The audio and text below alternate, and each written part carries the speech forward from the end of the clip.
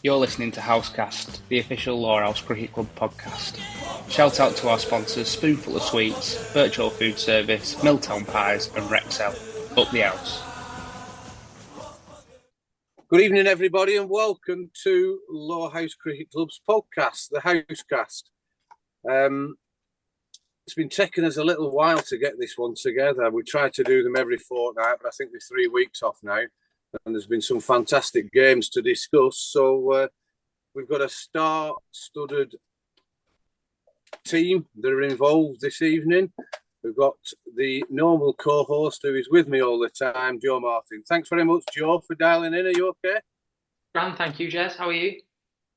Yeah, all good, thank you. Yeah, good. It's a bit of a blow after last night, but I don't know about you, but I'm glad it's over. Really, it's one of them that's forever. I'm on about the football, Joe. I know you're going to say. Oh, not the tennis. Not the tennis. No, I'm on about the football. So this weekend's games, Joe. Bit disappointing yesterday. Saturday, a great win, but yeah, I think it's we're probably 20 runs away from winning, really, if we just pushed on a little bit more. But it's one of Rochdale are a team like that. Actually, they seem to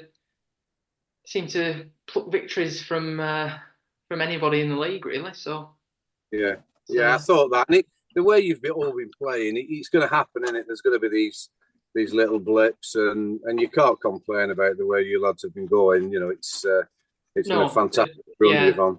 The team have been outstanding. Yeah, they've been really good. Great to play. So, thanks for coming on, Joe. Another Joe Beneducci. How you doing, Duke? Thank you, Jez. All good, thanks. Yeah. Good to see Gary in the flesh on Saturday. Yeah, I believe so. Yeah, Adam would tell him. Yeah, it's so good to see him, and we'll keep catching up with him.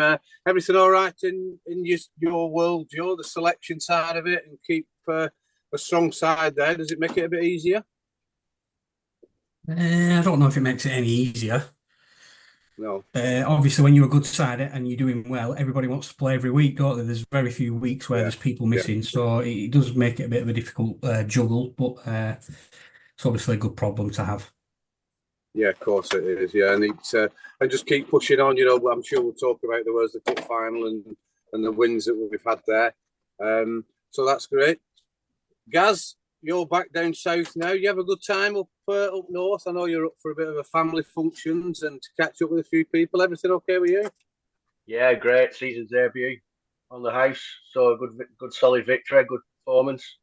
Yeah, Caught up with I was just a bit sad of you, Jez. I actually give you 4 weeks' notice I was going to be here. So I'm a bit suspicious that you had all that time to go camping or somewhere or wherever you went.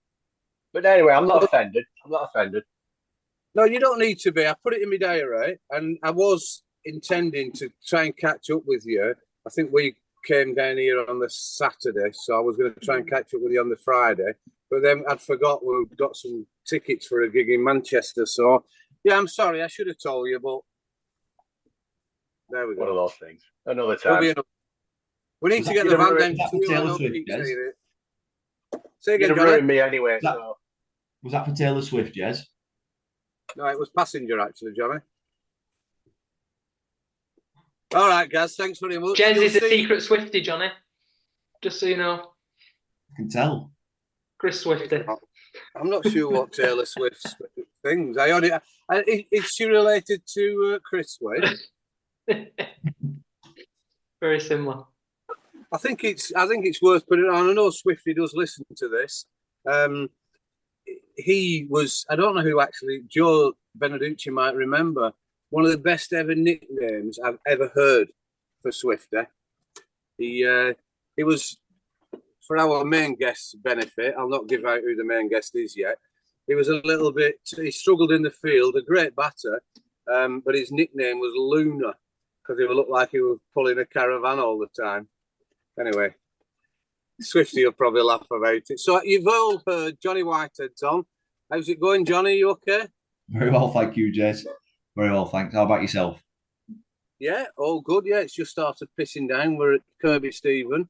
We've had a couple of days, but it's now throwing it down. So we're just stuck in the back of the van whilst Lisa's washing up.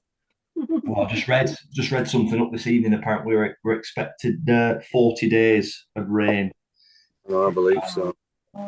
Great, isn't it?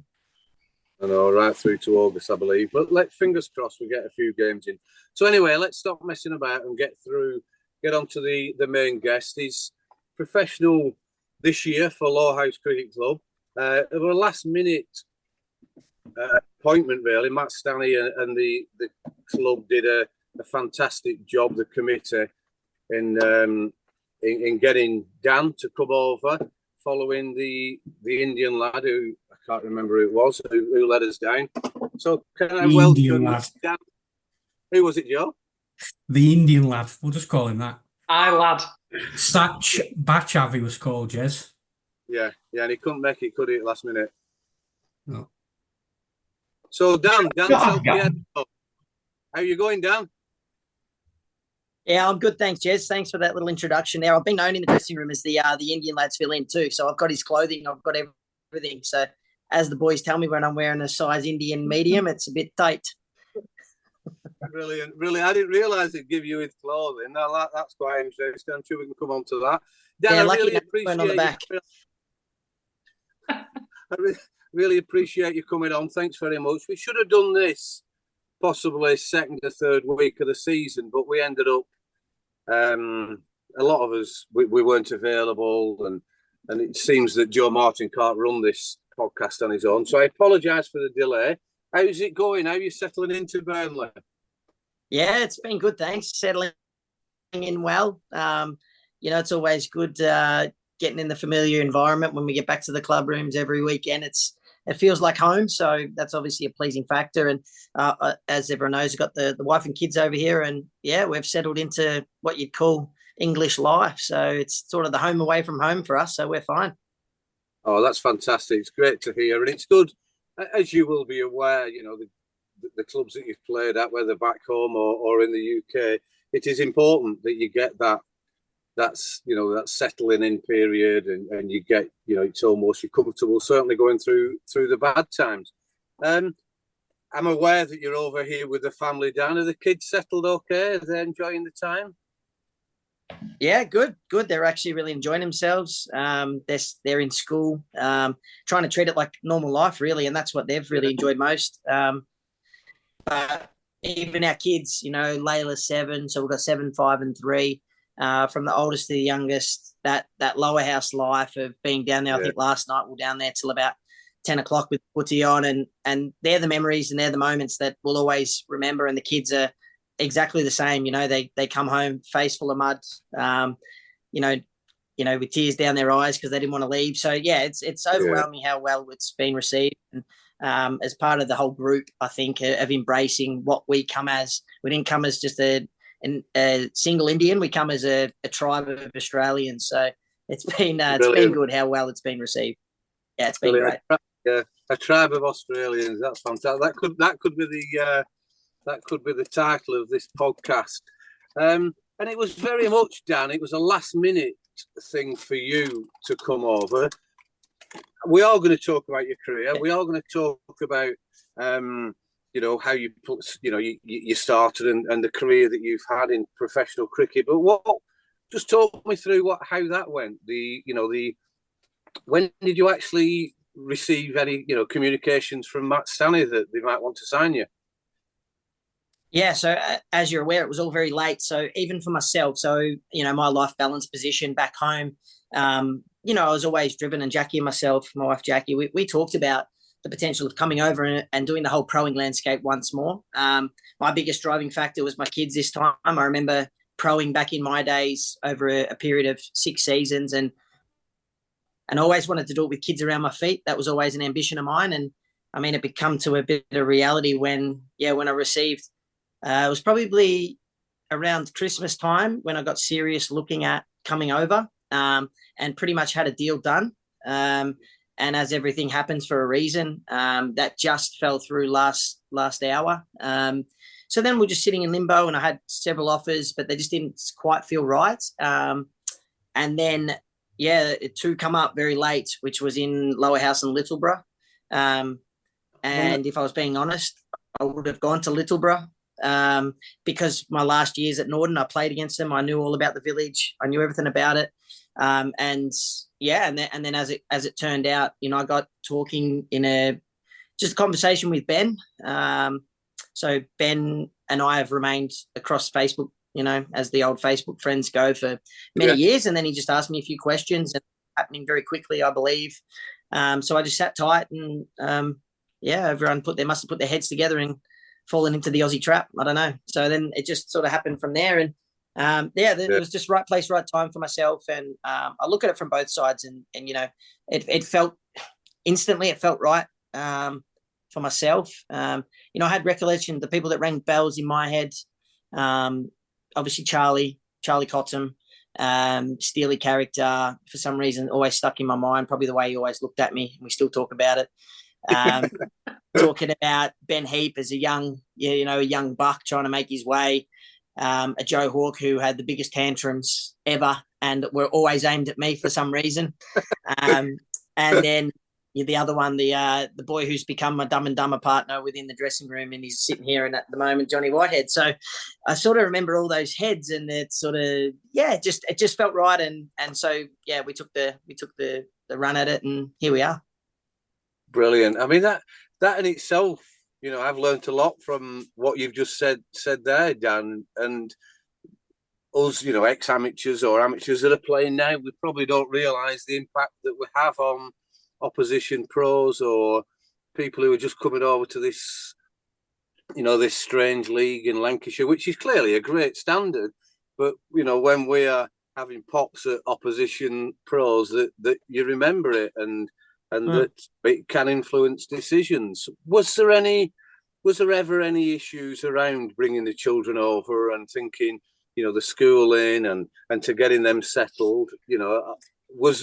Obviously that's a massive part of your considerations. But, any doubts? Yeah, no. So the doubts weren't there for me because I've done it for so many years and always had ambitions of wanting to do it with a family.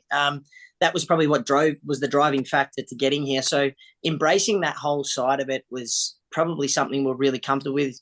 Wife Jackie, she's very maternal, so she was happy to have him at home. And then full welling, we looked into it and the schooling option. It's grown our children already, the life experience and everything that they've gathered already. We're walking away with a big plus and a big tick from those sides. So I think, there's always that little bit of angst, isn't it, over the other side of the world, but what it is. But like what I said before, it's a home away from home is the UK for us. So it was something where even my wife, she was really comfortable to come over and experience it. And it takes your first week to walk into an environment and go, this will be okay. So, but always had that feeling that if it wasn't that, we would have to make it okay away from the club. Accepted that factor that there was going to be. But as we discussed before we got here, children do drag you away. There are some earlier nights. There are some things that happen, but we both committed to whatever way it works is we're going to be in and we're all in. So as a family, we're all in. And I think we've felt that within the playing group and how well they've embraced our kids. It's been lovely, just have moments where they're hanging out with the kids and, we're sitting back watching this unfold right before our eyes has been, it's been awesome. It's so interesting listening to that, Dan. I'm going to come on to Gaz in a minute because he captained quite a few Aussie pros. Obviously, they weren't coming over with kids. They were kids themselves, really. But what is interesting is the positivity in the way that you're talking. You're not saying, well, if it doesn't work out, we can get a flight back in May, or if it doesn't work out, then I will, we'll have to deal with, negative sides of it. You straight away wanting to get the kids to a life experience, and if it doesn't happen, then you'll manage it differently. Gary, we go back to whether it's Motti or Flegs or before that Cameron, they didn't have children, but there was that positivity, wasn't there, if you remember, around the Aussies coming over? Yeah, there was, and I think Cameron's girlfriend maybe visited for a while or whatever. Certainly Motti, I think. Anyway, one of them, I think girlfriend was here for a good few months. But it was there they were early. I don't think they had as much experience, maybe as Dan's had as throwing around, and certainly of the Lancashire League. So in that respect, it's when somebody's fresh to it like that as well. I think it's a genuine, not concern, but the club is going to consider how they can help that from going south, and make everybody welcome, and really just put things in place that means, the last thing you're worrying about is, or the first thing you can continue to worry about, to focus on is the playing side of it, and let everything else, take care of itself, as it were. So yeah, I think with those guys back then, probably, I've got to say, slightly different culture to now. In what way? Well, you know where I'm going, Joe. It's just, now it's a different setup. It's a lot more focused. It's a lot more professional. It's a lot more structured. And it wasn't then. There was an element of people wanting to get to that point, and certainly like to, Dave Wren, Stan, yourself, Jez, could see that sort of vision, but we just didn't have that framework, did we? And it was the social side. It was quite strong. Yeah, and I suppose, Gary, it was, with all respect, Dan, they were younger kids. They were single with the lads that came over who played, or one of them was, and then I think the other one was mid-season. So it is different, but I do think I'm really impressed with the way that you've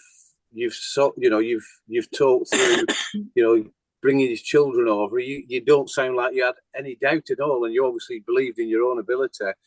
So, all credit to you. Dan, if we can just go on to, I'd like to know a little bit. I've done my research around your career and certainly Lancashire League and your crowing over here.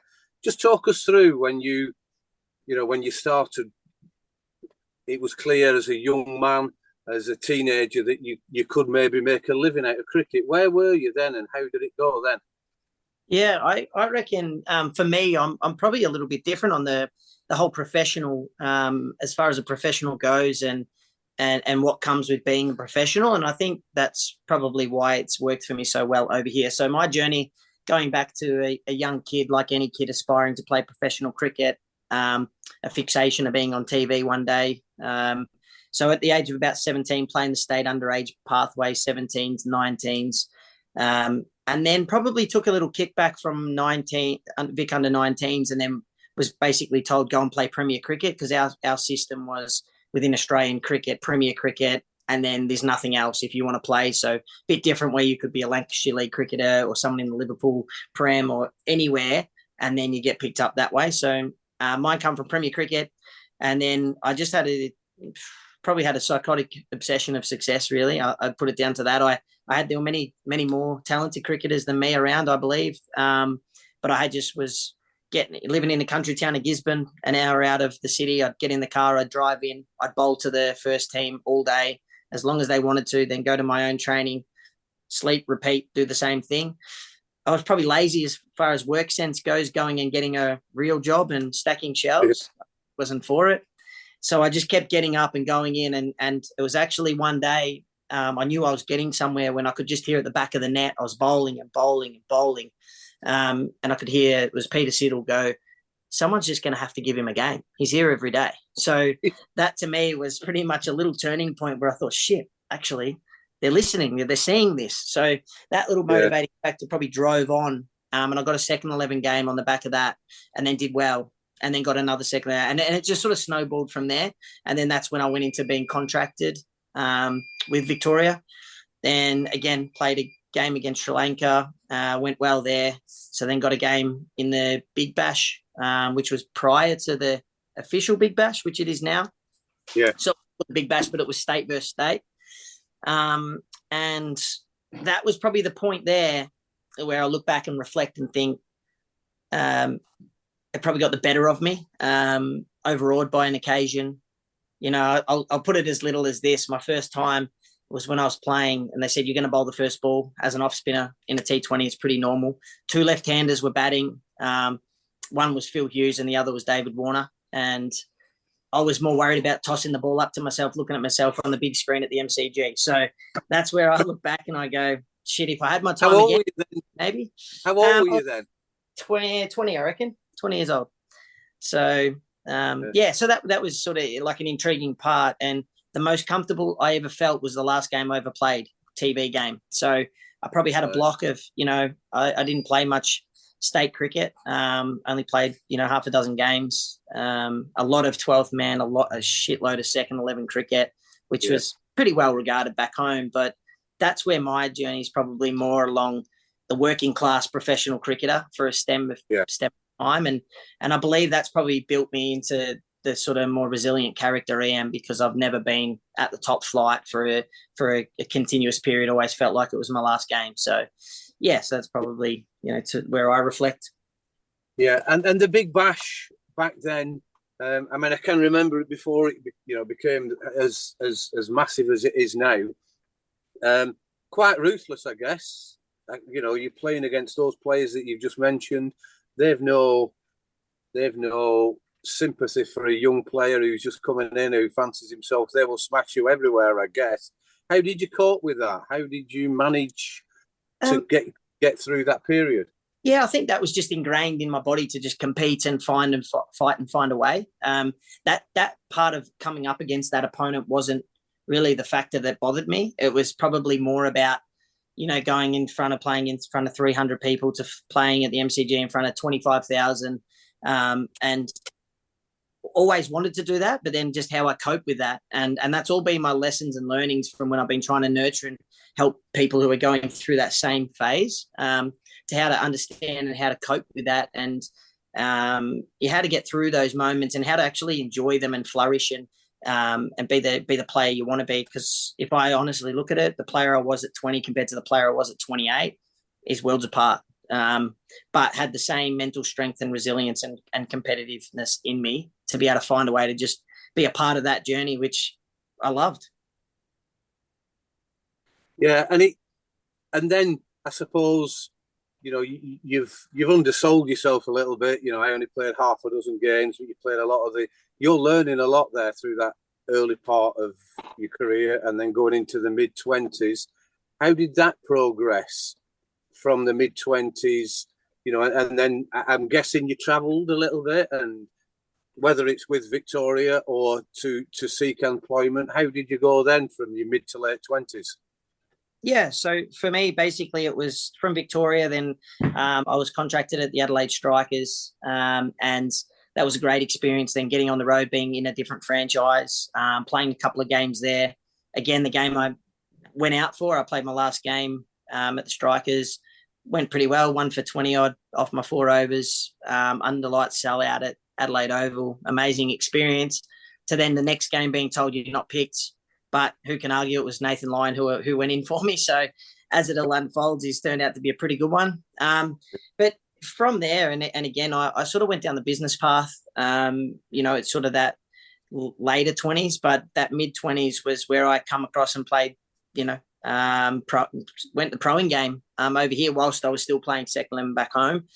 And I was, and that sort of built me into sort of my own individual character of being able to be a club professional. All the foundations were given to me through that process, again, about learning how to fight and compete and be someone, which then gave me the opportunity to do it in the UK and come and be my own character. They always said to me, few strong people always said, you're your own ABN as a professional cricketer.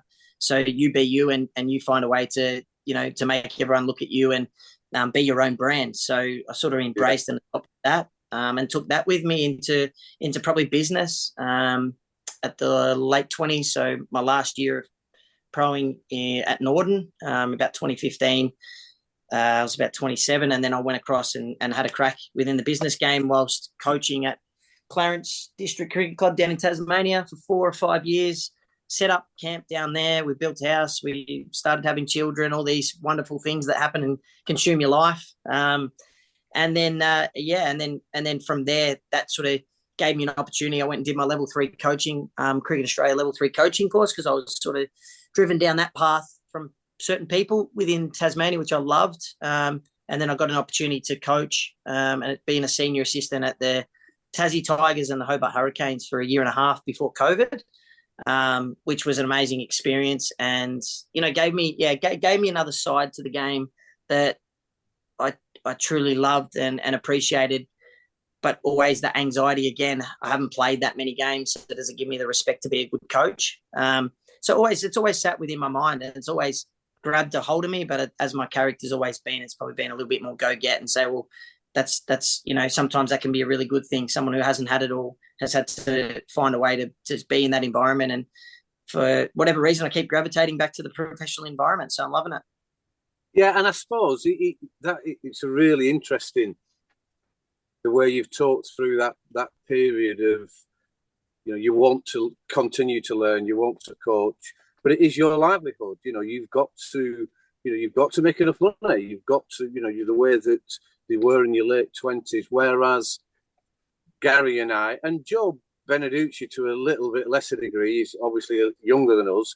The Aussies that came over generally in the 90s and early 2000s were top class, some test players, and for some reason they still came over here. That stopped now. That's not happening, and hasn't happened for the last 10 years or so.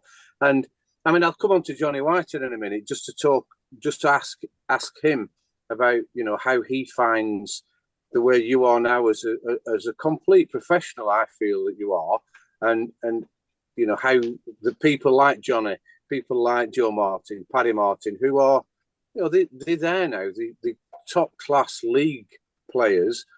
What you learning from the likes of Dan and from what he's saying around that what he's bringing to the club, Johnny? Yeah, I mean, first and foremost, I spent a lot of time with Dan this summer so far, and I think the one thing which is credit to Dan that he has absolutely nailed down is a full understanding of his own game, which I think is so important for any individual, but especially as a league professional, because obviously the fact that it's not just the bat and ball that he brings to the table, it's all the other things in and around, in between, during the week in training. He's taking individuals aside from the team net and just literally feeding them for hours on end with, breaks in between, and those breaks in between are him walking down the pitch, having a chat with you. And I think that just is so important, especially even to someone like me who's 29, not to mention, people like your Ganslers who are 19 and your Tom Walkers who are 21, all the really young players that I were, 10 years ago when you had Francois do it.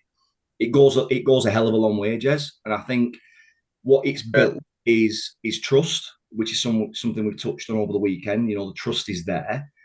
And it's just created an environment to allow the young players and myself and your Ben Heaps to just be a little bit more relaxed and go out there and kind of just play the way that you want to play without having to worry about failing, getting out, getting it for 36 and over, all that kind of stuff. And I think that, that's what you want, not just as not from a friend, that's what you want as a club, I think. And I think it goes all the way down to the second team, the third team, because them guys are seeing it as well on them training nights. And yeah, and through doing that, me and him have got awfully close. He gives me a lot of shit. I give him a lot of shit. It's great. But yeah, hopefully that answers your question, Jez. It does, Johnny. It does, big style. And this is where I think Dan's a little bit unique for us as a podcast to speak to him, because he has developed that, obviously his professional attitude and mentality, because you're a pro cricketer, but you're bringing it in and you want to push it on other people, and you won't suffer the fools. You won't take in the crap. Someone's been boozing, so that's why I got out, or I couldn't bowl that properly because I was injured, or anything else. So that is really it's really refreshing to hear that, and I think the spectators will enjoy that conversation. I'll come back to you in a minute, Dan, for how you went and how, when you pro'd at Rishton, and then you've talked about Norden. Dooch, I'm sorry, I'm jumping straight into you. How have you found, the last minute signing of Dan, and the fact that, people have to adapt? And I know Ben's, fantastic. He will do his research and know everything about what the pros are about. How has it made your job easier as being on that selection panel? I don't think it really has an effect on selection much, really. Or what I wanted to ask Dan was, if you don't mind, obviously 2012 and 2013 at Rishton, 2014 and 2015 at Norden, where you scored millions of runs at Norden in your last year. What happened after that? Did you decide not to come back after that, or were there other offers and it was just family life was kicking in at that stage, or? Because I can't believe that after your year in 2015, they wouldn't have wanted you back. Yeah, that come back down to a personal choice of where does life go from here. Me and Jackie have been together for some time. I could have proed till I was 50, to be honest. I loved it that much. At some stage, something's got to give a little bit. And I sort of seen a little bit of a hole within a business space for me to now pursue something else. And that's what took us on that little journey down to Tasmania and fulfilling that. But it never left the back of my mind, the whole proing landscape, to come back and to do it again. So, Norden was absolutely fantastic for the time of us where we were a couple, and a lot of players and people at the club were in exactly the same situation. So it was so hard to leave, but it come down to pursuing another little journey and a path. But the proing mind, it never left the proing mindset of would I ever come back? It's bizarre, but, so many... I just remember a lot about Lowerhouse. Is crazy. I've already said this to the guys. I knew all about what I was walking into before I got there, before everyone else knew what I knew. So I knew Ben's character somehow. I knew Johnny Whitehead, what he was going to be like, what he was going to bring. I knew with Francois how he was a pro. I remembered Joe Hawke exactly how he is. And my number one thing was walking in that dressing room going, I'm going to get rinsed to shit here before me. And basically, once I built that dynamic and that pretty much that trust within a group, God, Joe, you must know, Joe, you're always pretty straightforward. Joe Martin, I'm talking to here. So you already know what it's like within our dressing room, and I'm an absolute clown, and I'm trying to get somewhere near a Johnny Whitehead, and it's impossible. So I think we've got this unbelievable understanding of each other's characters, and I mean that just sets the tone of everything. So I don't know, Joe, you're the one that sits quietly, but you see absolutely everything that's happening within our dressing room, and it's you can say it's professional sometimes, but shit, if those walls could talk, there's a lot going on. I mean, it's about timing, isn't it? A lot of the sorry, Joe, to cut across you, but a lot of that's about picking the right time to clown around, isn't it? And that was going to be my next question, about, from a bit of an outsider looking in. Obviously, I'm not in the changing room, but I do speak to Ben and the others quite a lot. It seems, from a character point of view, forget about batting and bowling for a minute. It seems, from a character point of view, you almost have nailed the club professional approach, down to a T. And I wondered, is that something that you've always had, do you think, or do you think, if there was somebody listening to this podcast who wanted to build the ideal pro, what do you think that sort of X factor attitude is? How do you think you would describe that if you could? Yeah, my way is absolutely embracing it and owning it of who you are as an individual and not going away from that. Because I'm titled professional, if I act with a different manner and a different personality, that can sometimes uphold a different expectation from certain individuals and also outcomes within a group. So for me, if I can be my true self and go out and show that I can perform as my true self, that's instilling belief within a group. So I've always said this, and Johnny was one of my biggest projects when I come here. Johnny's a professional cricketer, no doubt in my mind. This I know it's a bit hard talking while he's here because I normally give him shit, but he's a ready-made, built athlete that is just this beast of his own, right? My thing was unlocking that brain. How can he have the same personality and the same traits within a dressing room environment and go out and flourish as an individual, as a human? And that's exactly what my working task was for him. So although I did have an understanding of how I wanted this season to play out, mine was all about individual based. So if I can get a Johnny Whitehead to tick, that guy's a serious talent. I tell people, I sit on the balcony, Joe, you might have been there on the weekend. I say, he's our club pro. I'm the amateur. He's the club pro, because the way his persona, the way he carries himself, it's top class. And I just knew that if we could unlock this human who we always talked about where your currency of run sit. So Johnny, you might be able to tell us where it's sitting at the moment, but I've always had this belief that if you come back, and his expectation, I'm coming back to my club, it's my home, I'm the man, I've got to show the way, I've got to get it done. His currency of runs was sitting right at the top, which was more important than his beautiful partner Liv. It was more important than his job. It was more important than the just meeting and being around everyone within his club environment. So where did it sit? And all of a sudden, if it's sitting so high, he was setting himself up to fail. So my whole thing of, Joe, when you ask what I'm like in the dressing rooms, that's all built on the back of, if I can show this guy my true character, he's going to be vulnerable to me very quickly and show what his true character is. And that's what we did, and that's what we've done. And you can take it through the others. You know, I can tell you right now that Ben Heap was so much more uptight, was so much more regimented, so much more black and white than what he is now, and all about winning in it as a group. And again, dropping his guard to understand that it's about a whole group and a collective trying to succeed. So, you know, I've seen that change. That's what I get a buzz out of. You know, I get a buzz out of winning games when I don't perform, because I'm comfortable with what I've done and where I've been. You ask a 21-year-old pro, they're going to bullshit to you if that's the answer, and that would have been me. Because I truly know, for me, the best outcomes is that guy can go to work on Monday with a smile on his face, knowing that he's performed and he's doing something for the club and something he loves. And that is what drives me to sort of get out there and still pro. What a great answer that was.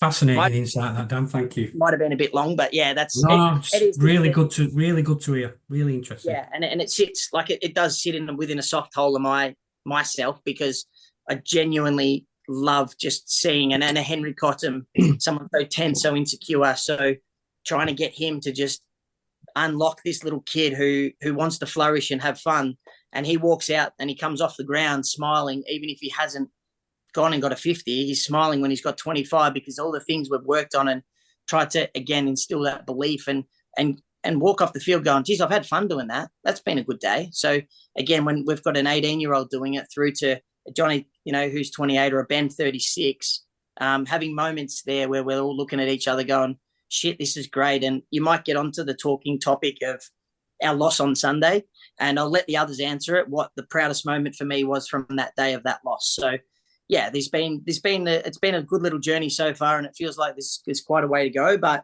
again, it's all because they've trusted me and embraced, you know, what I'm about and shown their true self. So everyone within our room and in our space, and everyone at the club, to be honest, has sort of, you know, jumped at us and taken us on.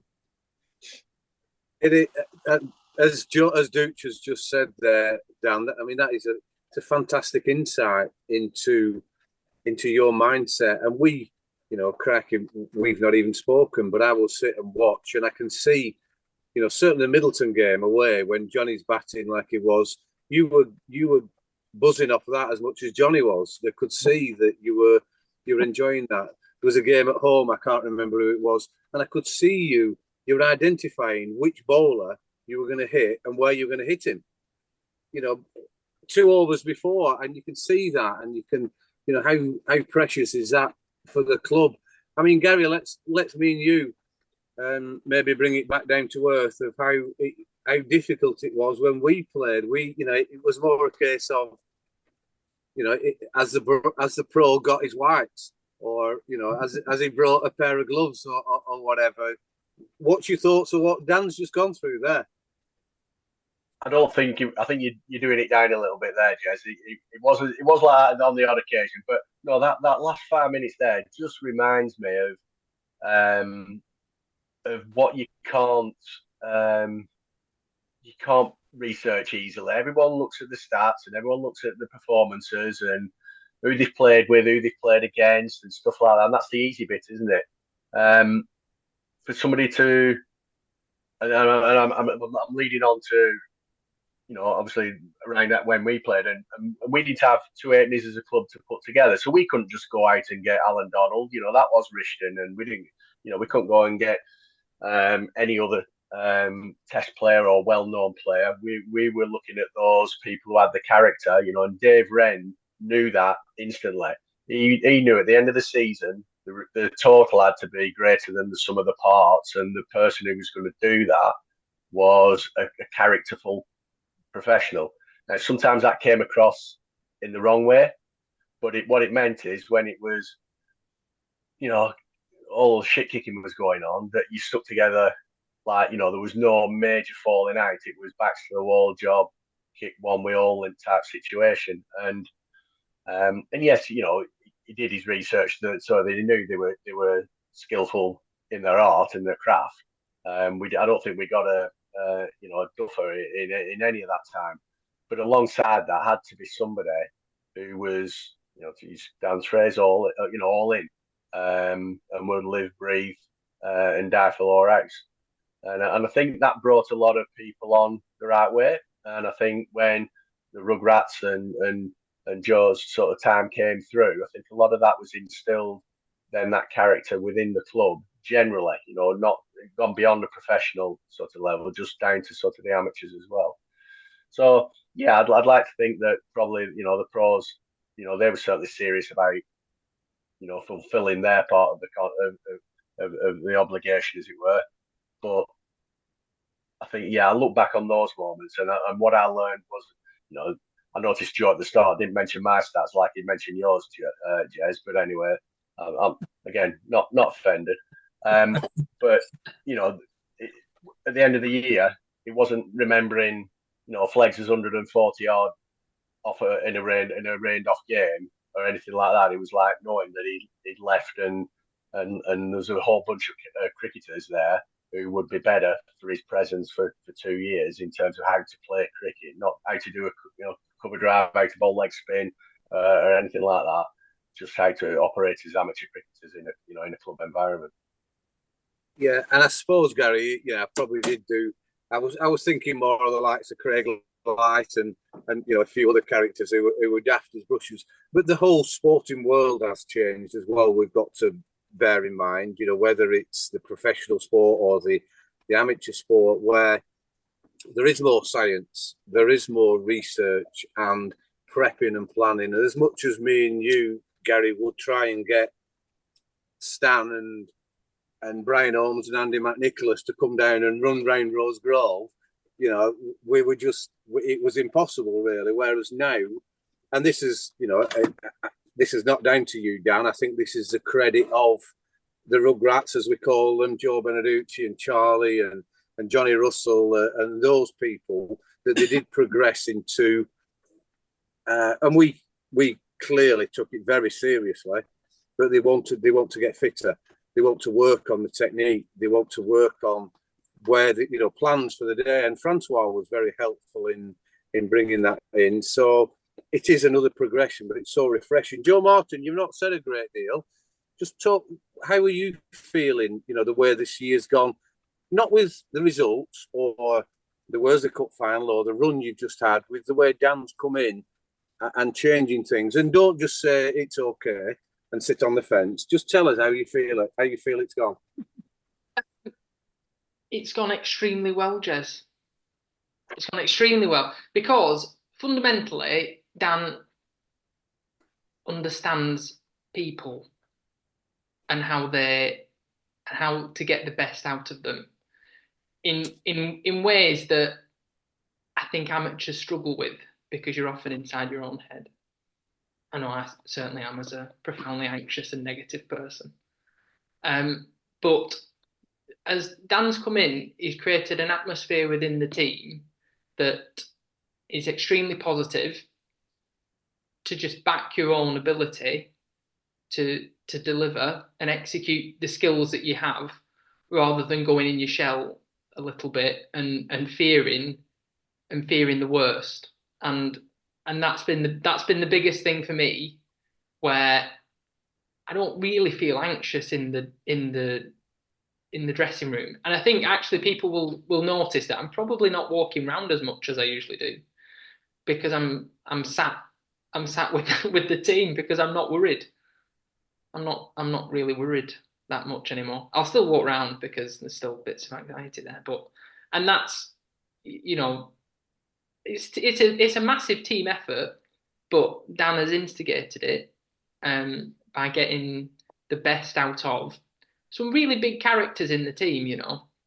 It's a characterful dressing room, shall we say, that's always entertaining, and managing that between the senior players has been excellent, and I can't remember laughing as much when I played cricket as I have this year.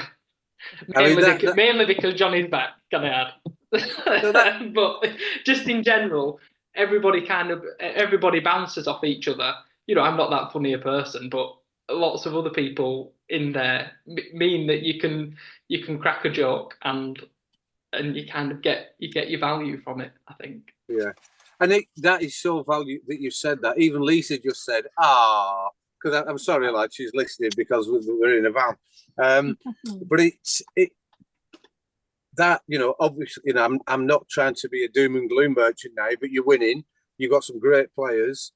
You've obviously got Dan's influence around people's mentality, but it must be fantastic that you're in that sort of space. And I have no doubt, through a poor trot, which at the start of the season wasn't great, that Dan would still build up the team and still try and get the individuals right. Have you worked on that, Dan, as you've got older and more experience in understanding people? Because I'm sure you'll do the same with the opposition. Or were you like that when you were a younger player? I think I've always had it within me, second nature, to try and understand different individuals and how they tick and what makes them work. Probably more from an individual's point of view of how am I going to get the best outcome within this dressing room for myself.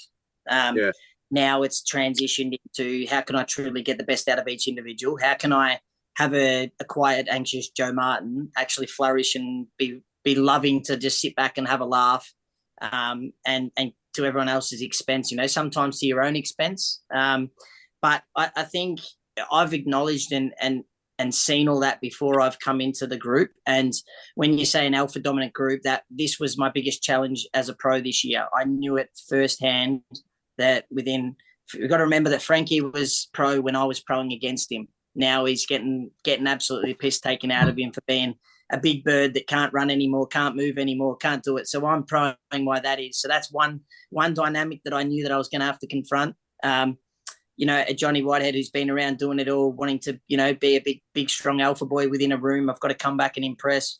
Ben Heap's done it all before. He's been doing it for years. Don't come in my space because I'm black and white and I'll knock you out. You've got Joe Hawke, whose mood swings are bigger than, it's like having a second wife, really. So, so having to deal with that. But that was pretty much what I knew. So when we weren't, as much as I knew we had it, and then when you got all the players, it comes with expectation. You guys have got to do well. So when I knew turning up that it was going to be a big challenge, and that's where it stemmed on with me going, I've got to make an impact within this group really quickly to be able to show that it's not just about myself here. It's about me trying to get the best outcomes for the group, and then trying to get all these talented individuals to jump on board this train ride to actually get some outcomes. Because I remember our first couple of losses and I'm thinking, but the natural instinct comes back to me saying, I've got to get it done here. And it probably come back to that Littleborough game where I just felt like that was a day where I had to probably be a bit more about myself and what I needed to do on that day to be able to draw a result. So then that everyone could feed off that. And yes, he can still do it. So I still had to probably prove myself.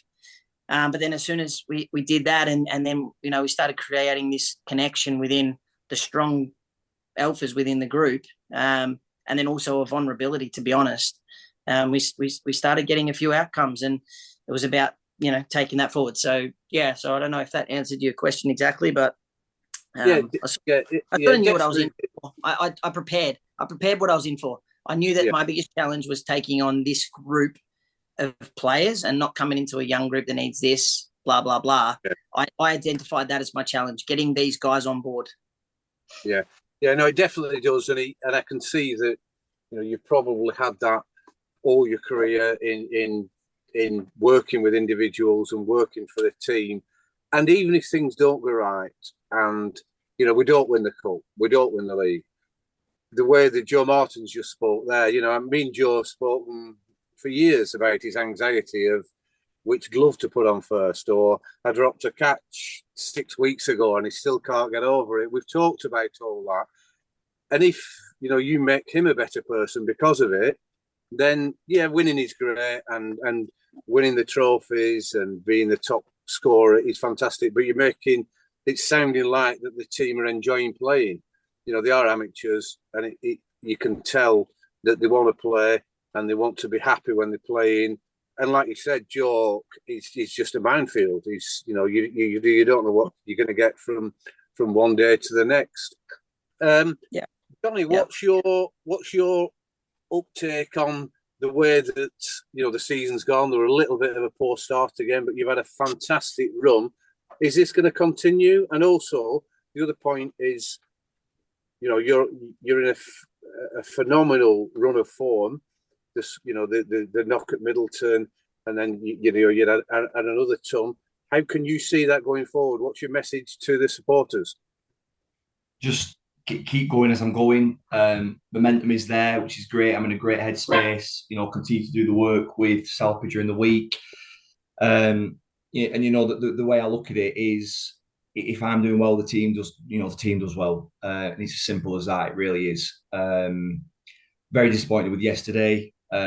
You know, albeit I knew that when I got out and gave my wicket away, it was putting our team in a much more difficult position than what we were already in. And I think I've just got to remember that. You know, I've got to remember to kind of, you know, step up the communication that me and that Salpi and Ben have had with me. It's just a case of, you know, taking that responsibility. I think there's a reality that's set in this year where, you know, I'm no longer that junior player that I once was, and I think it's a case of stepping up and taking that responsibility. And I think that's just, there were a few points that I want to just touch on, you know, based on the last 25, 30 minutes of listening. There's some really important ones in there. I think one of the things that is still sitting in my mind now, you know, in kind of a direct answer to your question there, Jesse, it's about being fearless but not reckless. And that's been a clear point that Salpi has instilled into most of us, I hope, well, certainly me, in the side this year, around being comfortable with your own game, but also being fearless. Don't be scared of getting out. Don't be scared of failing. Don't be scared of that duck. But at the same time, don't be reckless.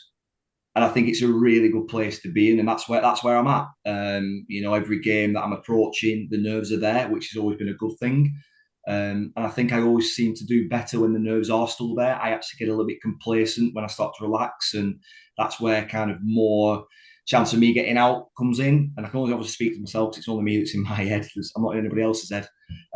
So yeah, that's one of those things. And I think another thing with Salpi is that he's not done. He's not done with all the individuals that he's been working on. You know, there's still a heap of lads that he needs to get into and excuse the pun there, a heap of lads that he needs to get into and you know, do the same work that he's done with me, with them, because ultimately the way I see it, Jez, I've not felt like this playing for Lowerhouse since Frankie was playing as pro. You know, all the work that he did, absolute credit to him, revolutionised the first team, you know, right the way through, you know, all the lads, bat, ball, field. Salpi's doing the same thing. It's as simple as that. I've not been around a side that has played like this, been like this, behaved like this, in the dressing room, on the pitch, in the nets. You know, our adherence to training this year, Jez, is absolutely unbelievable. I've not known it be like this any other season. And you know, even Salpi is there every single session. And it's no, I'm not disregarding any other pro that we've had in the past, but we've not had that. We've just not had that amount of effort, you know, where a pro is willing to just give up the time. You know, Salpi doesn't even work at his own game, for God's sake. You know, he doesn't go and collar Joe Martin for 100 balls to throw at him in a lane, you know, hitting balls. He's giving up that time to throw at me and Ben and Charlie and Emery and Tom Walker, you know, with the sidearm. So, you know, they are the things. And like I say, you know, going back to your question, it's just a case of keep going, Jez. It's as simple as that. Yeah. I've got to keep it simple. And you're gonna get a little bit of bad luck. You're gonna get a small bad trot. I don't mean you, Johnny. I just mean the team. But the way you're talking between you, the three lads who are on here, and I know Dooch is part of the committee. I think you would work your way through that as well. I mean, it's interesting there, Dan, that Johnny's mentioned about you working with other players and you're working. I'm going to put you on the spot here. The juniors that are coming through this year, we've probably had 3 or 4 young lads that are getting in the first team. You sound like you will have done your homework around, the Simmies and Keegan, and there's Joel Sharp and these other players that were potentially pushing for first team last year, this year, maybe next year. How are you finding those players, working with those? Yeah, they're the ones, I suppose, that you think naturally as a club professional, they're the ones I've got to invest and put in time into. As it honestly worked out at the start, my biggest focus was the ready-made people that were there, because if I put all my time and invest into your young Henrys, your Ganslers who have come, you've got that core group, the Simmies. If I invest in them and the older senior guys aren't quite there as far as how we want to be and how we want to play, they will just fall into bad habits within that senior, because they'll gravitate to what a Johnny's doing, what he's like, what's his training ethic like, what's his care factor like, what's he like on the field. And that goes through all of them. So my biggest thing was getting us right at the top, and that only took a couple of weeks, and then put a lot of time into the young guys, so that they can go out there and they can fail. It is okay. We do have your back, and not me have your back, because sometimes it's more important that it's those other guys that have been there for years that have got their back. And once I started working with them, I just get so much reward out of getting feedback from them now. So a young Henry comes, he goes, "Man, I got into my power position. I identified that bowler. That was that ball." And just to feel that from them, and the sense of, just the buzz it gives them as an individual, that's what I thrive off. And I see that, and I do get quite charismatic up there when I'm watching it, and I'm sort of like, "Did you see that? He's doing it. He's trusting me," So again, I think working with those young guys, again, they fully trust me. They know I've got their back. They know my expectations are high. I've always probably had my emotive side's probably got me on the field a lot over my career, and that's just out of just an obsession to, again, want to win. So again, because I've got to build that up within the group when I am going through those moments, i.e. yesterday, it's all because I'm trying to study within my brain how to just win this game of cricket. So I've loved working with them. And just going back to what you talk about, when I'm talking about myself as I'm down there throwing balls, or I'm giving back, I'm walking laps with them and understanding who they are as a human. Henry, how's uni been? You finished up. What's your next path going to be like? You want to go to Oz one day? Tom Walker, another one, again, a lot of technical stuff with Tom to get him going, then a lot in the brain about his batting, but just trying to understand that individual outside of cricket as well, to sort of unwrap that whole thing. I don't see that as my job. That's not my job here at Lowerhouse. That's just what I want to do. So if I was an amateur for Lowerhouse Cricket Club, I'd be doing the same things. I feel like that's just part of me and what my interests are. And within the DNA landscape, if I stop, I'm always intrigued. What's Johnny's life? What are you up to? What's the next step? Wait, you've got a dog now. I could hear it barking. When's the kids coming? So, all that sort of stuff is what I think what then breaks it down. And although they're your conversations, I can back myself. I've played enough in league cricket, and even, trying to aspire to be a first-class cricketer, that if you can find peace with all that other part of your life, you will flourish and you'll excel as an individual. So you can put that in even in your own sense in life now, that if you can make those things less important within your life and enjoy those other parts, the time you decide to go and do something, whether it's go and bowls, and you're in a free space and you're in an enjoyable environment, you're going to do well. So yeah. That's sort of where I drive all my stuff from. And I have been doing a bit of coaching here with like the Lank stuff. And again, that's all I'm driving and instilling. You've got these ready-made articles. I'm not here to change that. All I'm here is to try and understand it more with you as an individual, to make you flourish and showcase your skill. So, and I think, Joe Martin's the same. I've always known that as a kid, he was an exceptional keeper, and he's still doing the same things. He's loyal. He never misses games. He makes mistakes and he always feels bad.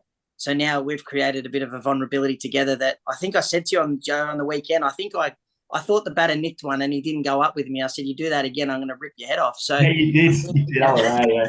You did. I think we've had a bit of, we've again just this. If I just come up to Joe and just said that when I first come and meet him, he's thinking, "Shit, I'm never going to drop another catch." Or if he appeals, I'm appealing too. But I think we've made it into this.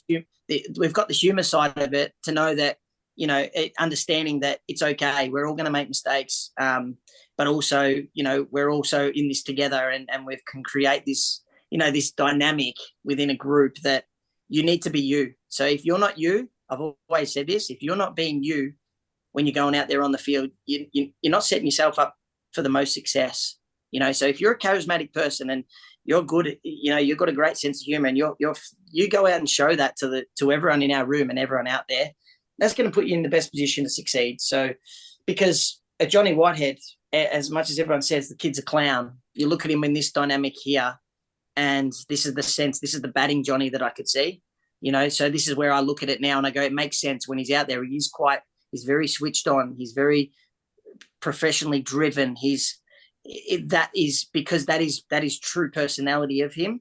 Whereas if you just see the Joker and he goes out there and then has a facade, then you'll also see that that's not him as well. So that's just understanding individuals. I think we're in the classroom. Johnny's got his hand up. He's got a question. Not a question. It's just to elaborate on the point. I think it's such an important point, because what that environment is driving, Jets, naturally, is hunger. And Henry is such a really good example. As is probably one of the, is he the youngest in the side? Is he? He wants to do more than what he's doing. So it's creating that healthy competition within the side as well, where when he gets this opportunity, he's looking to grab it with both hands and really deliver. And you can see that he's done. You can see that he's wanting to do that because he's doing it. He's doing it. The way he batted yesterday into conditions with me, and it goes back to the point as well where Salpietro was saying that working with the likes of me kind of first in inverted commas, if that makes sense. The lads have seen that, but because they've seen that, Henry's really bouncing off me. He loves batting with me, so he says. And again, it's that energy and that environment we're creating where lads are wanting to flourish, but also, like I said, grab the opportunity with both hands and just own it, stand there and deliver. They're wanting that opportunity to be the man in that game, win the game for us, do whatever, take that winning catch. And I think it's just a really good place to be in as a side. They switched on. There ain't anybody clowning around when we need, when we need to be switched on, we're switched on. There ain't anybody who's not coming to the party when we need it the most. Did we sense that? When did we sense that, Johnny? When we felt like that? What words did I? Joe, you always remember stuff, Joe. At Middleton, I think I pulled everyone in after Johnny's obviously unbelievable performance, and I did. We were pissing that game in. And there was something that really pissed me off within what we're doing. So that was probably an example. If you can explain that, I can't remember what words I used, but ultimately, what happened is we put a massive total on the board, and it was a case of taking the game beyond the opposition. So what we then started to do is relax, and because of that complacency, nothing was happening in the game. They weren't ever going to get anywhere near the total, but we also weren't taking wickets. So we were flat in the field, we were flat picking the ball, we were dropping catches after catches, and it just looked shit. And we knew that, and we saw that, and we knew that something needed to change. So then we took a wicket, then we took another wicket shortly after that, and then Salpi got us in, and he just basically told us, reminding us of that and why that was happening, and we're conscious of it, because I think we have been quite fortunate this year in the sense of batting first, and we've put such a total on the board that we've kind of already taken it away from the opposition. Like, they've got to pull something magical off in order to win the game. But at the same time, that's not going to get us 12 points. We need to create that 12 points. Yesterday's such a prime example, a low-scoring game. We needed to pull off something magical in order to win that game. We didn't do it. Hence why we got beat. So, but we knew that. You know what I mean? Like, so that's why Salpi's okay to a certain extent with yesterday, because he knows that we've given it our all yesterday. We tried in that second half. We knew where we failed really in the first half. But yet, we have been loud, we've been on it, we've been switched on, we've stopped the two, we've been walking in when we needed to, we've kept our position in the field, we've balled where we thought we needed to ball, it's just not come off. So hopefully I've answered it right, Dan. Yeah, I think it was more, that's right. And it was more around that, you see really good teams, and I remember playing against Lowerhouse, they've got this aura to you of, you're not good enough to be out here with us. And that can be, on a sense that they've got a persona and they carry themselves in a way that they can take the piss out of you. But I just had to remind our group that, yes, I love the arrogance and the persona we're bringing, but to me, there's a bit of complacency in that it's a bit of a piss take because we don't deserve the right to act this way at this point in time when we're trying to get our season back on track and actually get up there to be where we should be. So, and again, everyone owned it and took it really well. And just to cap off yesterday, the proudest moment I had because we played a T20, we got beaten by Clitheroe, and they don't mind me saying it, but the way I'll put myself in the category first because I always will. Johnny acted, Joe Hawk acted, a few of the other guys, senior guys, walked around when we lost that game. It really that identified my biggest challenge at this club, and that was we're out there to blame each other. We're all pissed off.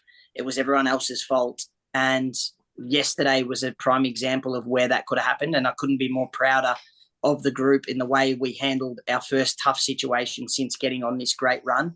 There was not one finger pointed. There was not one bit of moaning. And I'll tell you what, it hurt. Everyone was in a shit mood because we lost the game of cricket, which we love.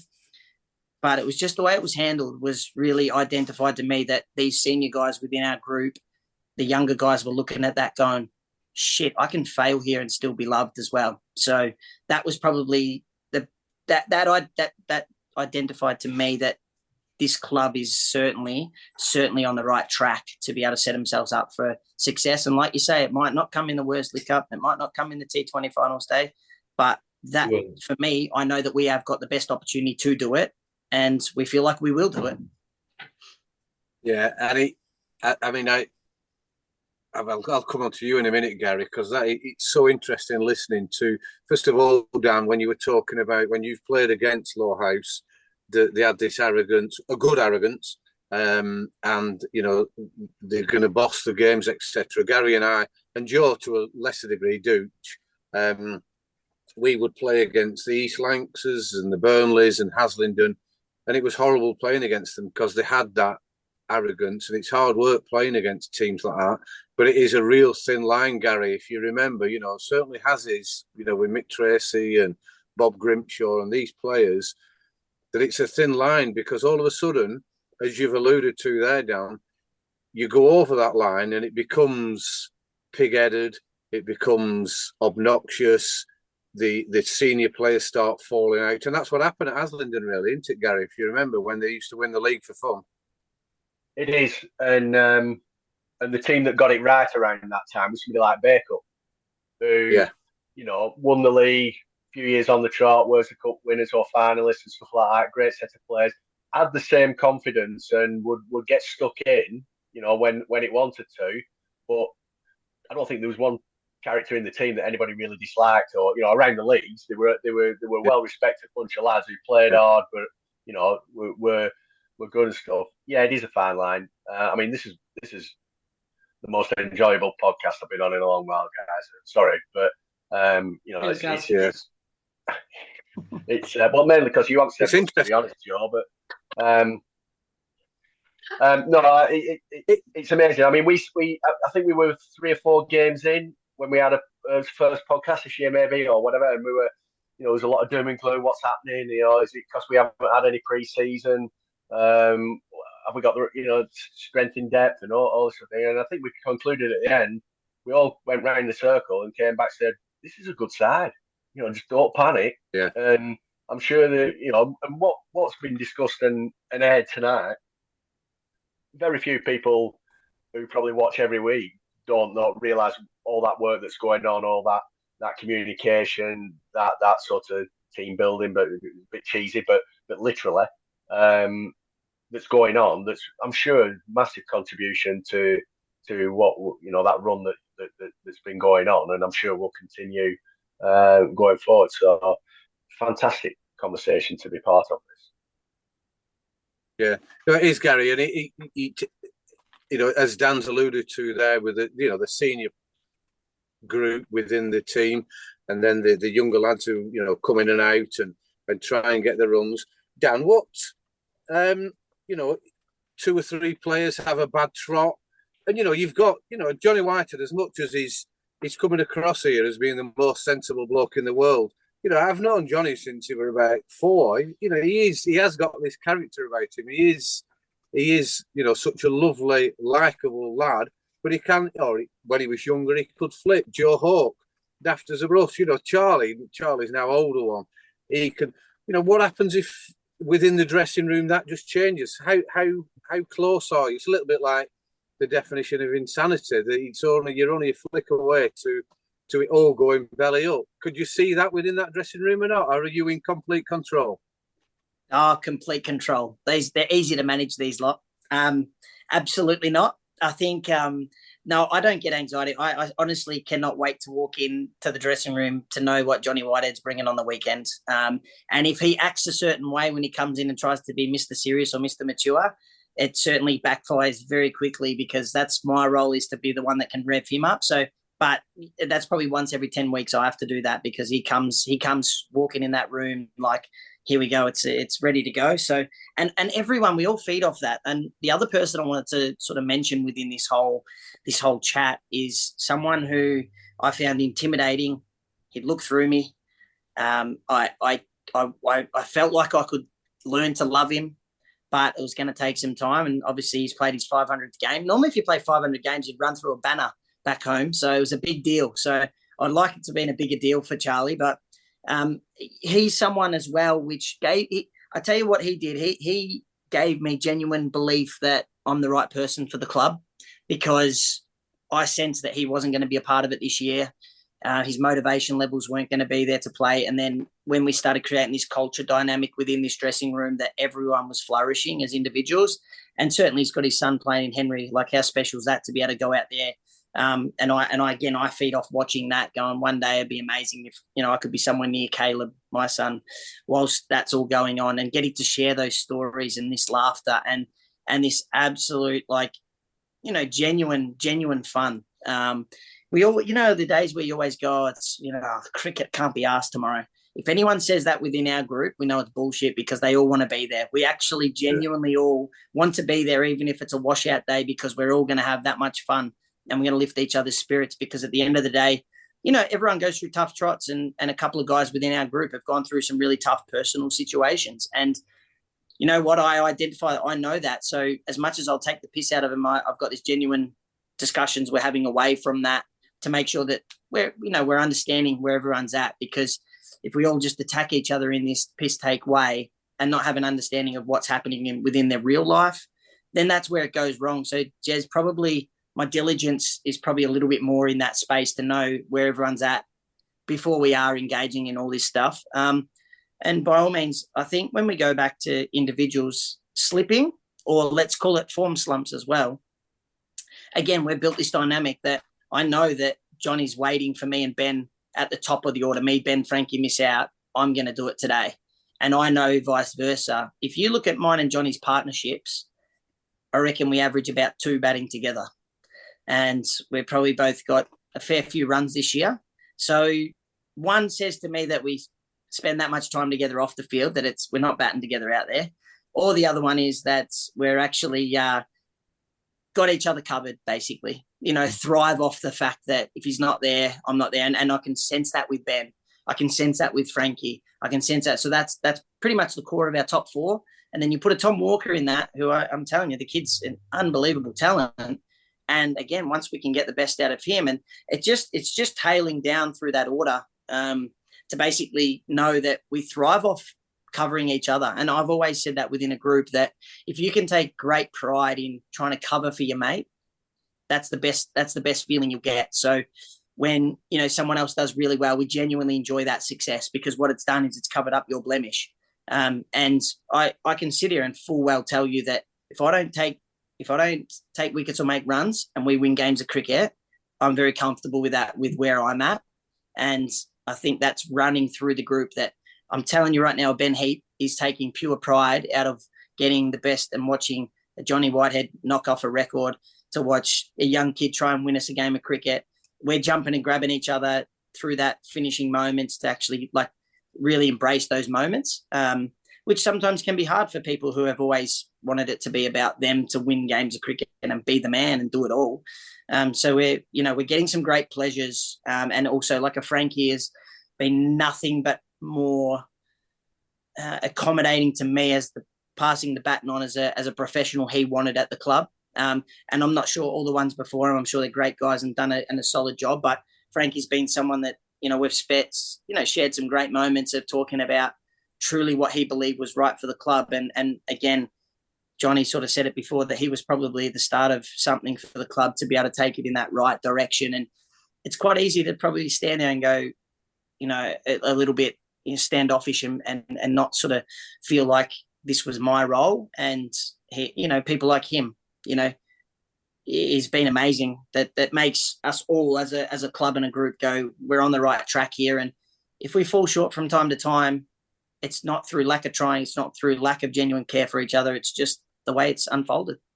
Yeah, and I'm guessing there that, if there was that blip, whether it's on a cricket, the form or an injury, or someone's just, as you've alluded to there, Dan, really, and it's fantastic to hear a personal matter, that the rest of the group would get them through that.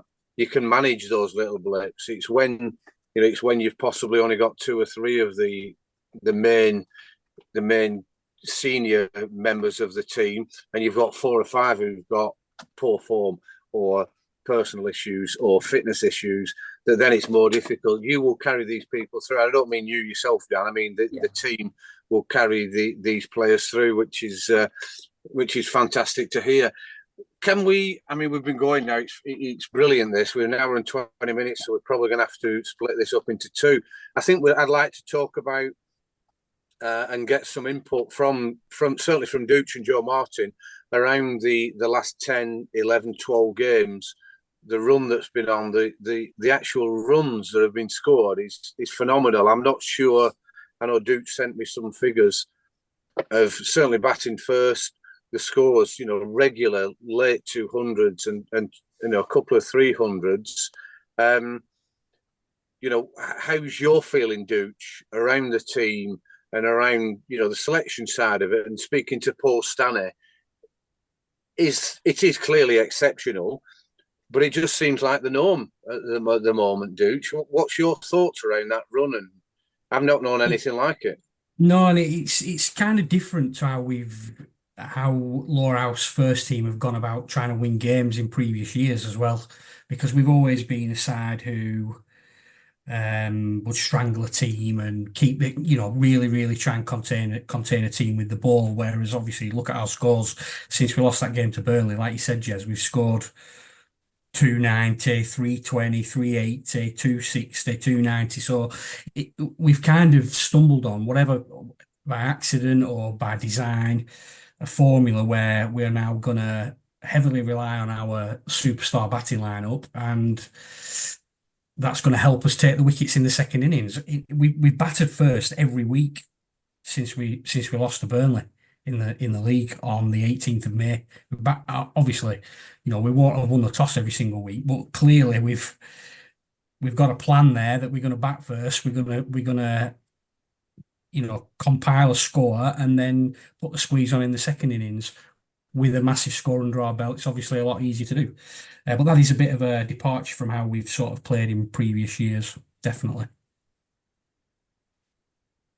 Jez, you're on mute. Sorry, Elisa was just pouring me another can. Go on, Jez. Get it down, you. You deserve it. No, I agree, Joy, and it is like you've said. Even Gary and I, when we going back, we were always wanted to defend. We always wanted to like we can battle. We're up against it with the we're the underdogs in all this. Whereas now, we just, and it's in a good way, we're bullying teams in that we just, we still have respect for the game, we still have respect for the opposition and everything else that's going on. But we are going to take over. That I've not seen anything like that. The way Ben and Johnny were batting at Middleton, and there was no slogging, there was no, it's just like this is how we're going to play. But do you feel, Joe Martin? I'm going to ask you about this because you were batting that top half. Is it because we're batting first a lot that's happening? Or do you think, on a good track, the opposition win the toss, they bat, they get 320. Would you still back our side to chase that? I think we'd give it a good go. Definitely. I would. In the same attitude? Yeah. I mean, to be honest with you, I mean, this is probably a kind of step removed, unexpected, I guess. But as I've got older, I've kind of and don't bat as much. I kind of think there's no benefit in going out with a really defensive mindset anymore. You might as well be bowled out for 120 in 20 overs than be 120 all out in 50 overs. There's no point.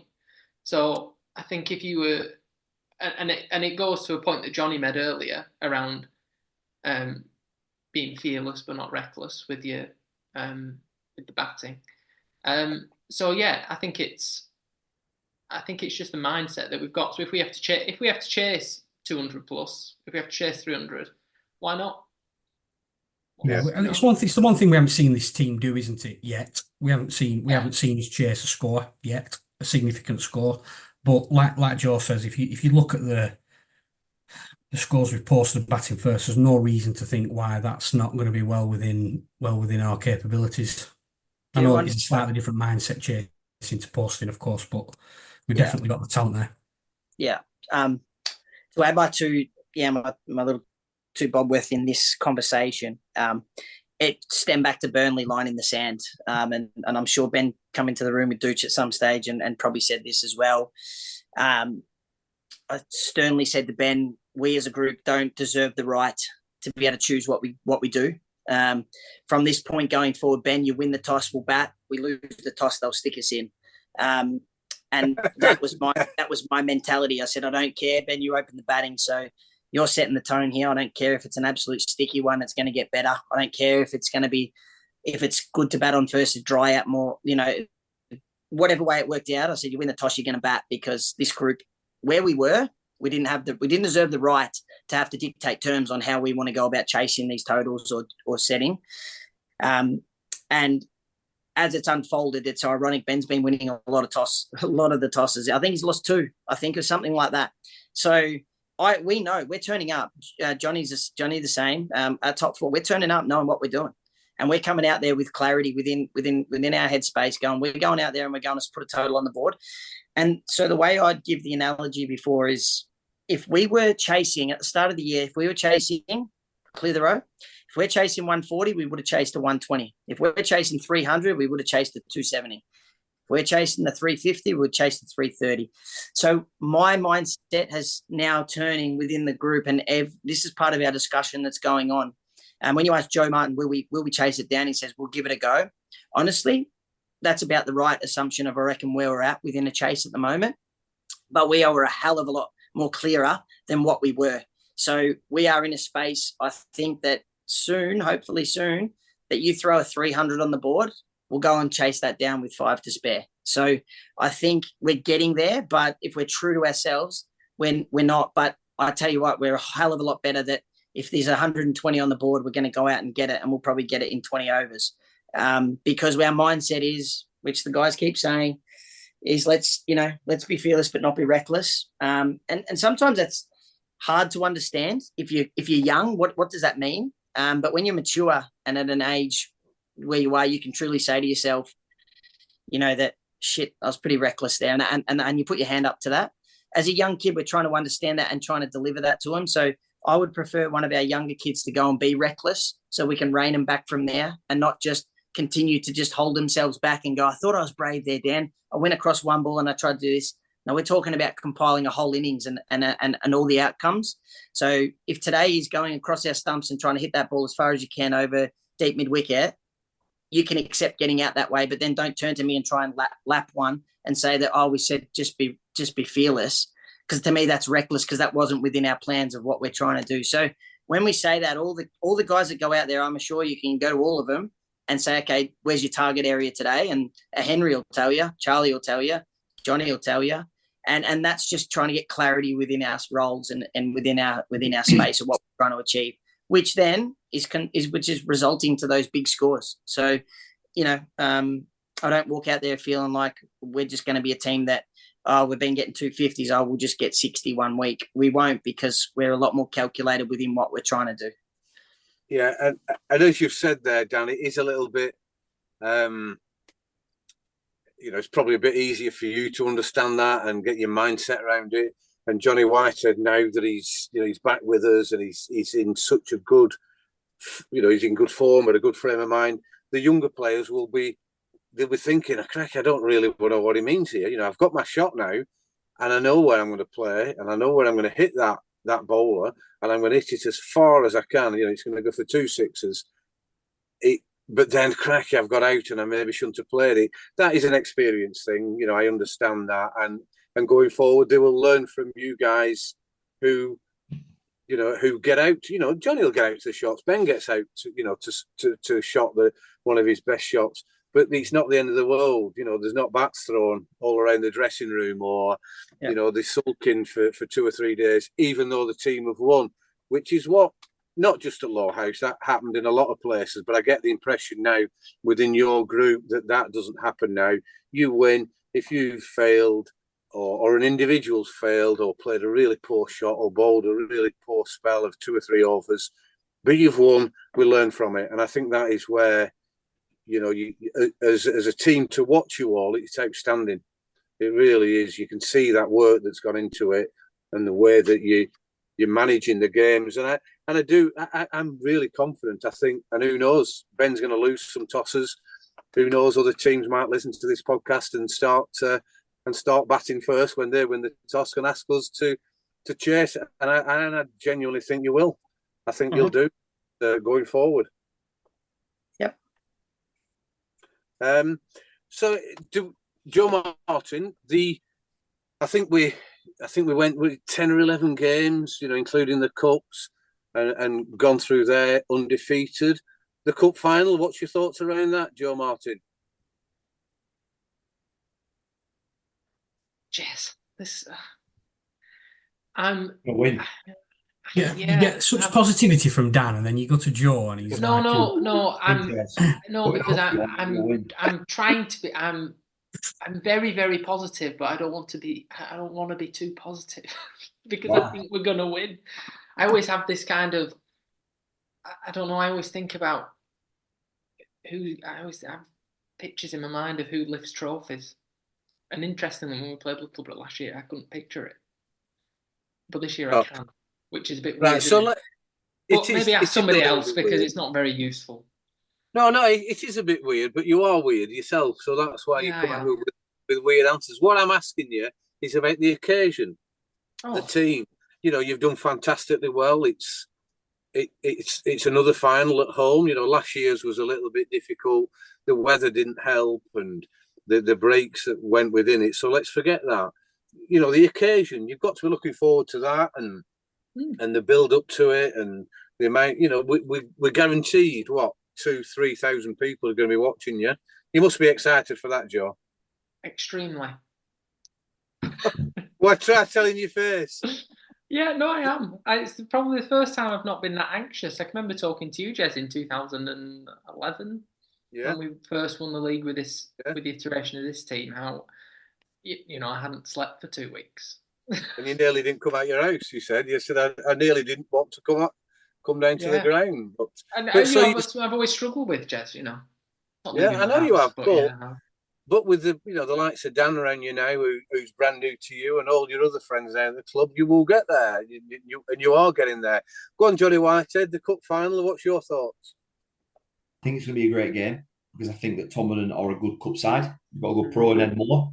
I just think the form, because of the form that we're in, the mindset we're in, I just think we've got a great chance. Obviously, it's a home tie as well with the fans behind us. The interesting fact, it's the first final I'll have ever played at Lowerhouse.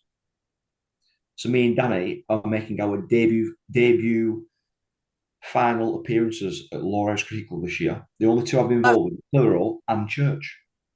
That has really surprised me, that. I didn't realise that, Johnny. No, so I can't wait. It's going to be a good day.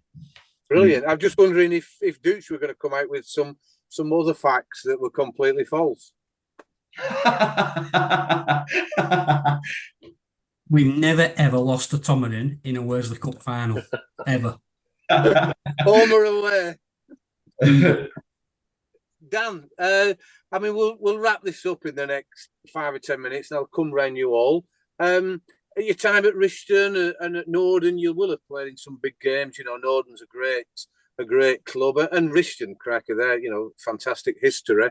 You'll have played in some big games and etc. And I know you'll be excited about this. What's your thoughts compared with your previous stints as a professional, compared with how you're looking forward to the game, in August against Tom Whiddon? Yeah, I was pushing shit uphill with Rishton, just trying to win games of cricket. So that was enough for me. Going out there every week, just having to, and I had really good people around me, so I enjoyed that experience for what it was, and it helped put me more as probably a stronger individual, individual performances and getting a team on my back. So that was for the right reasons. And then I had a different experience at Norden, because it was 2 years when the Central Lancs was cut in half. So it was strong cricket. So bottom team beat the top team. We won the treble both years. So we had some great success at Norden. And so I remember playing in those cup finals. I remember the situations. I remember being me as an individual at that point in time, daunted back to just get it done, find a way. And that's sort of what I've always sort of been built on. This time leading into the Todmorden, I've thought about it already. I've thought about it multiple times. I'm thinking about my teammates. I'm thinking about who I can get more out of that day. But ultimately, I'm probably more thinking about the experience, my family, my kids, my friends who are going to come along, this group that we've built within ourselves in such a short period of time, what it means to all of them, and really watching them flourish as individuals on the day.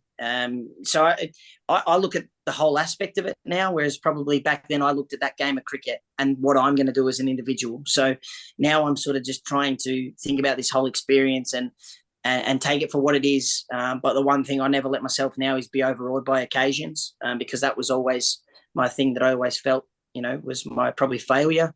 So more looking at how to just enjoy that experience on that day, and hopefully we do well, I do well. The team wins a game of cricket and we get to celebrate long and hard together.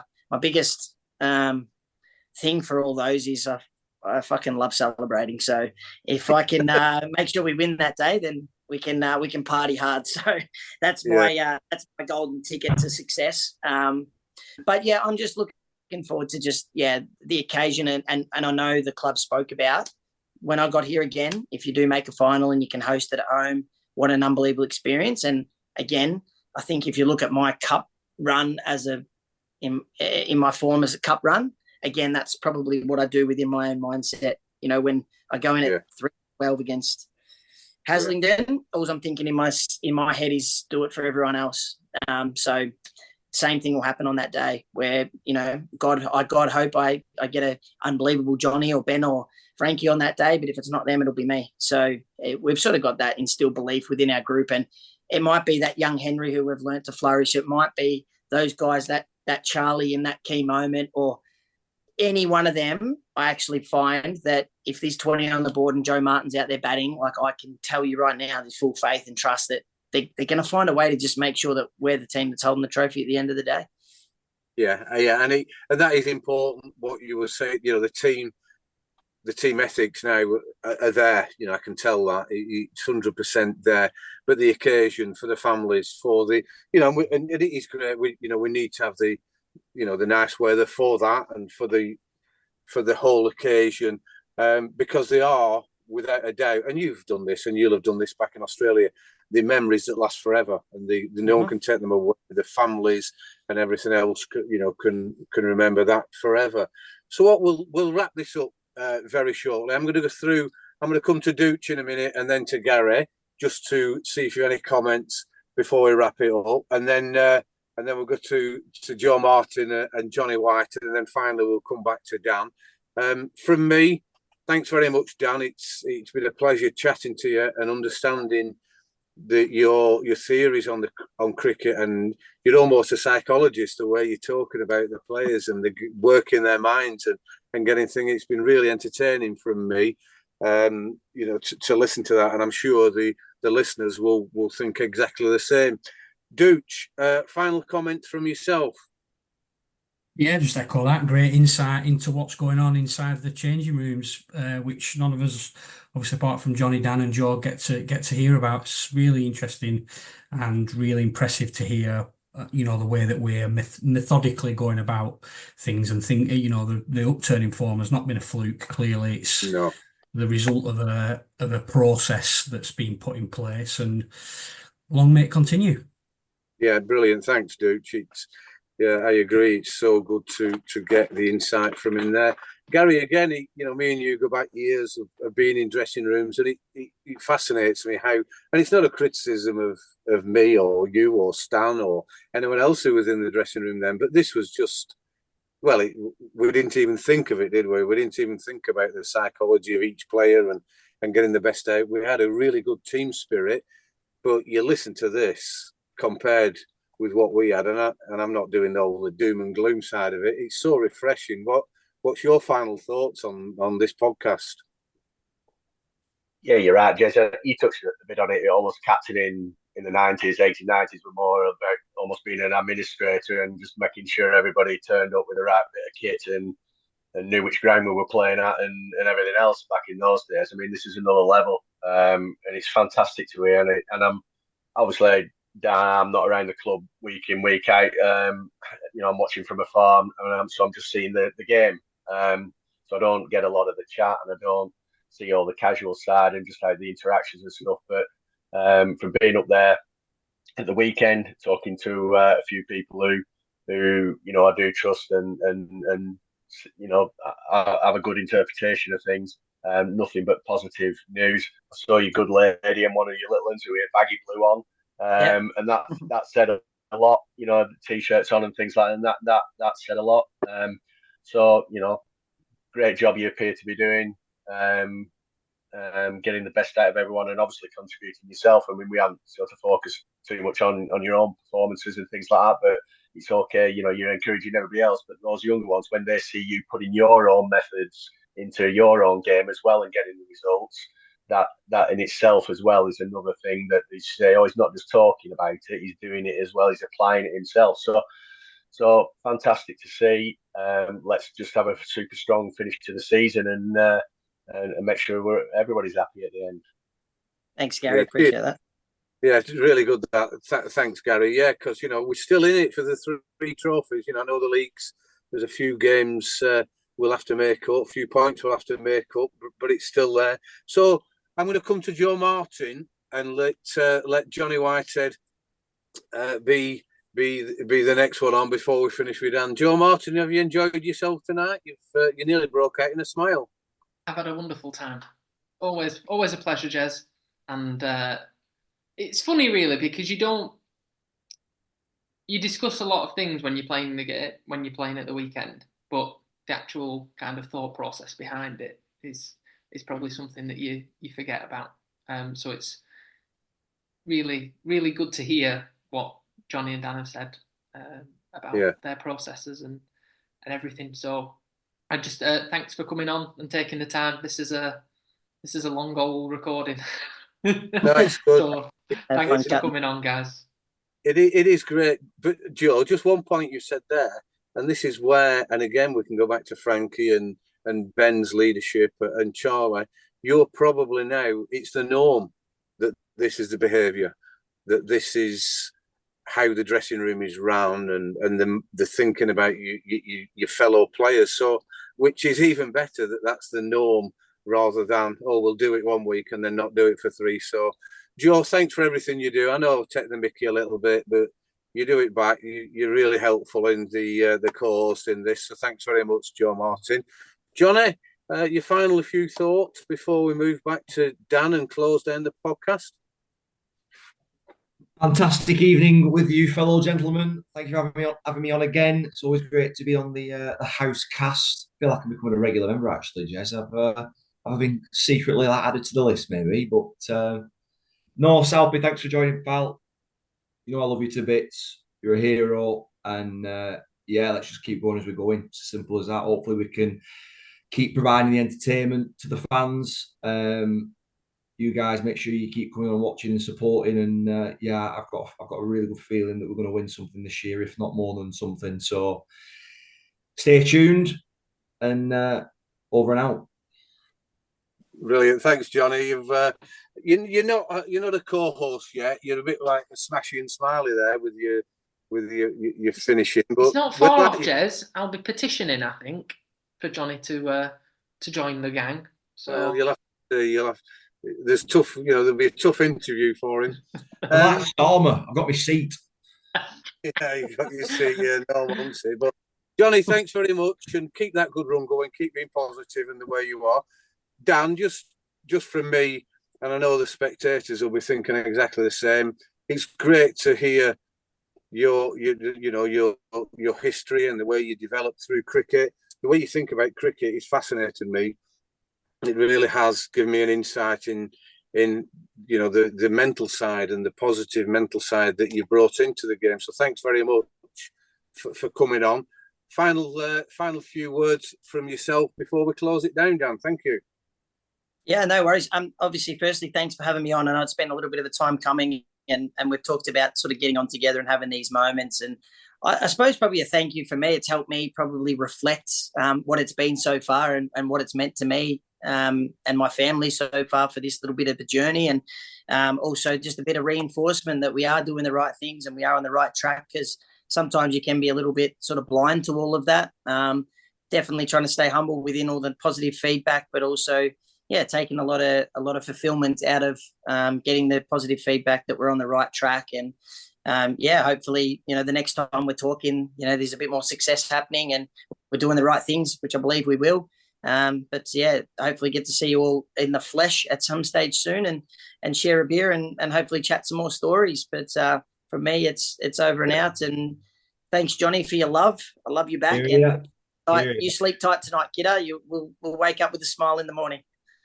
When you next down, Gary? When are you next down, Gary? Not sure yet, mate. Just trying to see if I can fit another couple of dates in. Going away for a bit in August, but so I might miss the cup final. But I don't know yet. I'll let you know. Cool. Brilliant. Dan, thanks for those words, and just keep it all going, all the players. I'm sure. I think it will be worthwhile once the listeners have listened to this, that we want you on again towards the end of the season. We can reflect even further on what's happened and the outcomes. So thanks to everyone. It's a long old podcast, this one, so it's probably going to be 2 episodes. But thanks very much to all the hosts, co-hosts, and the guests. Please support our sponsors and keep following the house, and let's get those crowds even to more records. So thanks to everyone for listening. This is the Housecast, and we'll catch you all soon. Thank you and goodbye.